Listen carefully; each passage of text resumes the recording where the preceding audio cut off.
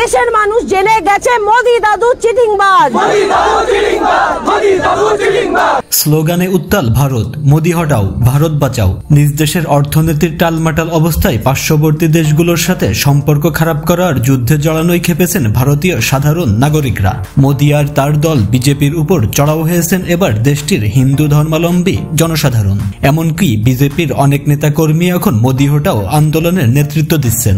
দেশের প্রথম সারির একটি গণমাধ্যমের প্রতিবেদনে উঠে এসেছে কাশ্মীর হামলাকে কেন্দ্র করে 260 জন মুসলমানের লাশ চাওয়া বিজেপি নেতা শুভেন্দু অধিকারী আর পশ্চিমবঙ্গের ইসলাম ফোবিয়া ছড়ানো টেলিভিশন রিপাবলিক বাংলার সাংবাদিক ময়ূখ রঞ্জন ঘোষকে খুঁজে পাওয়া যাচ্ছে না সমগ্র পশ্চিমবঙ্গ জুড়ে।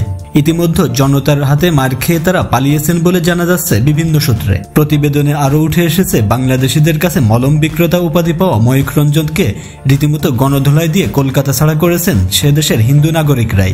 সমগ্র ভারত জুড়ে হিন্দু মুসলিম দাঙ্গা বাঁধানোর পাইতারা করছিল ময়ূখ আর শুভেন্দু অধিকারী। শুধু কি তাই, বাংলাদেশের কোনো পণ্য আসতে দেবেন না বলে ঘোষণা দিয়েছিলেন বিজেপির এই নেতা। এমনকি বাংলাদেশি রোগীদের ভারতে না গিয়ে পাকিস্তানে গিয়ে চিকিৎসা নেওয়ার পরামর্শও দেন তিনি।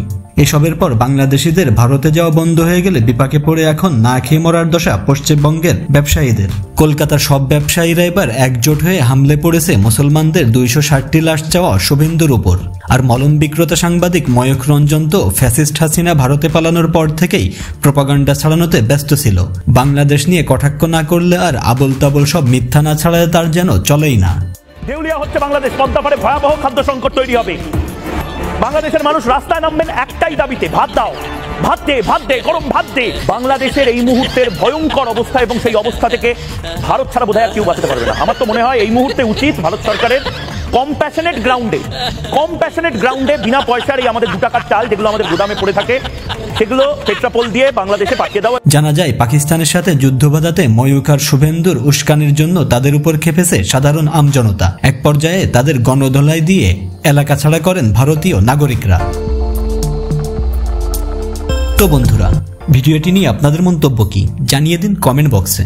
আর আমাদের চ্যানেলে নতুন হলে সাবস্ক্রাইব করুন। ধন্যবাদ সবাইকে।